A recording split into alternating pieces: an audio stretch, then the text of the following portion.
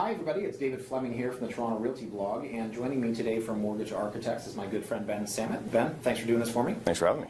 So all everyone wants to talk about so far this year are the new mortgage rules. And on my blog, I'm not sure if you had a chance to see the last couple of days, there's been a huge discussion between myself and the readers. No, 100%. And you know what, you actually had some really, really good insights on there as well. Yeah, and okay, so to that point, the readers are pretty astute. People seem to know what's going on. So skip the preamble. What are the actual rules themselves? Let's pretend we know. Give me your thoughts. What are the implications of these rules? I don't really think that they're going to impact the market as broadly as people are expecting them to. What we've noticed is that if you look at the specific buyer that falls into this new demographic, is very, very small. So if you were taking a 5-year fixed rate with 20% down, that's really the only buyer that's really going to be impacted.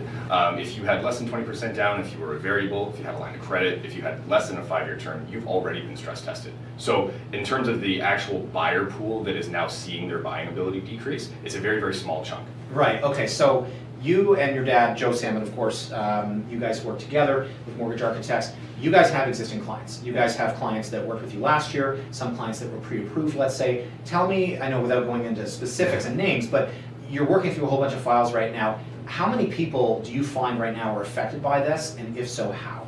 I mean, I can only speak for our book, but at the same time, though, I think that a very small portion of buyers saw their affordability decrease, whereas we've seen a number of our buyers as well that were previously pre-approved, and they're sort of seeing this as an opportunity because they were pre-approved under a stress test from last year, and now that it's an even playing field, they think that they're going to have some opportunities coming up for the first quarter of this year. Okay, so has anyone come to you and said, hey guys, I'm not buying this year because I can't buy this year? Not so much because I can't buy. We've seen a few buyers that have said, I'm not going to buy this year because I'm scared. Okay. I think that was more the intended impact of these changes, is just to get people talking about it rather than to financially buying people. Ben, are there any workarounds here? I mean, I know that we've heard a lot about people taking out a 30-year amortization to try to decrease the monthly payment, but is there anything that we haven't talked about, anything that mortgage brokers are doing or you think banks might do to be creative and work around these rules? Yeah, I mean, we've tried fiddling with the numbers a little bit. We've tried maxing out amortizations. We've tried strategies like putting 19 instead of 20% down. The rules are pretty rock solid, so there's no real working around them in the current state of things, but we're optimistic and we think that the banks are probably going to be bringing out some new lax programs, so they might be reintroducing their stated income programs with a little bit less pressure, new to Canada programs, for example. And then there's been rumors that we might see a 35-year amortization come back, but we don't quite know for sure, so we're just remaining optimistic for now. Okay. Ben, what about alternative lenders, B lenders, monolines, private lenders? Most of the borrowers out there don't really interact with these folks, but some do, and more importantly, some will start to. Can you talk a little bit about that? Yeah, so as I said, the changes didn't impact the largest part of the market, but for those that were impacted, they're going to suddenly see their affordability decrease. So I think that you're going to see them sort of start to go towards B lenders like a home trust or an equitable bank. And then people that would have otherwise qualified for that money might now start to slide down the scale. So you'll see an excess need for private funds. What we're seeing too is a lot of people using private funds just as a means of making that little shortage. So that extra 15 to 20 grand that you need to be able to close a sale or perhaps refinance to move into another property. We're going to see more of a need for that kind of money. Okay. So Ben, here's a question for you. Last week I was on CTV Morning, and off camera the anchor and I were kind of talking. I raised an interesting point. She said, you know what? The last question I'm going to ask you is just broadly, what do you think? And it was great. I was allowed to run with it. So let me ask you, Ben, ignore everything we've just talked about. What do you think about these new mortgage rules? I think that something definitely had to be done. I mean, Canada relies extremely heavily on the housing market for our GDP, whether it's realtors and mortgage brokers immediately like us, or if you're looking at builders or suppliers, appraisers. There's a whole realm of our GDP that is dedicated to housing and everything that has to do with it. But at the same time, though, I don't necessarily agree with how they went about these changes. Again, there's no argument that something needed to be done, but they went after one of the safest parts of our market. They went after the conventional buyer that already has at least 20% in the game. So when you've got that much skin in, you're not really going to be defaulting on your mortgage. They went after people that were paying the lowest mortgage rates that we have, and they came in and said, we want to pretend that your mortgage rate is 4.99 just to make sure you're safe. But they didn't actually approach anyone that is already paying 4.99. They didn't speak to any of the alternative lenders. They didn't speak to anything of the unsecured lending market.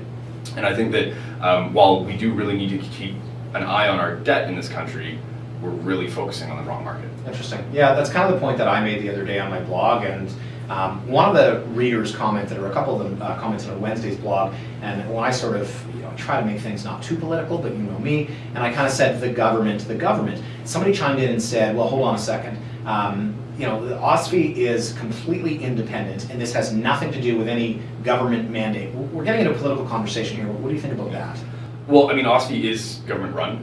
Bill Morneau is at the head of OSFI. He also happens to be our federal finance minister. So, to say that there's a liberal conspiracy or that there's anything that goes on in the political party, I don't want to dive into that. Sure.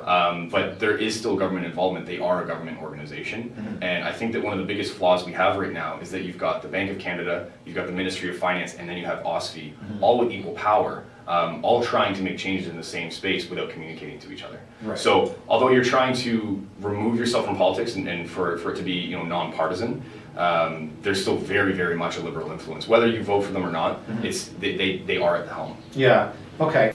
Okay, so here's a fun question. If you were at the head of the CMHC and OSFI and, for argument's sake, the Bank of Canada for one day, what would you do? That's a big question. Yeah. I think first and foremost, Canada needs to focus on our unsecured debt problem. Sure. The new rule, or the new stats were put out the other day showing that we're now at $1.71 for every dollar that we own, or that we earn rather. And there's nothing to be done about that punk kid who's selling you a credit card like what was on your blog. Yeah. Whereas someone who's got $400,000 to put into a property, why would we regulate someone like that? And I'm not to say that we don't need regulation, but I think I would put a lot more focus on what is a true danger to our country, which is unsecured debt, and then put a little bit less focus on the housing market. And you know what the readers are going to say? Spoken like a mortgage broker. I'm biased. I understand. Spoken like a real estate, spoken like a mortgage broker. One final thought. Here's something I was thinking of in the car on the way here today. You watch baseball? Yes. Okay. Batter's up to bat, and he draws his fourth ball for the walk. He starts walking towards first base, and the umpire says, come back. It's now 5 balls to a walk. And the batter says, I don't understand, it's 4 balls to a walk. He says, no, we changed it last inning. You see where I'm going with this? Yep. The batter says, if I had known that there was 5 balls to a walk, I would have completely approached this at bat differently. I would have been more aggressive, and I would have taken more swings because it's so much harder to get to 5 balls than to 4 balls up against 3 strikes. Yep. You get my analogy? Absolutely. There's a lot of people out there that scrimped and saved to get their 20% down payment because they were being conservative, they were being responsible, and now the government's come in and said, well, we're going to make it more difficult. Yeah.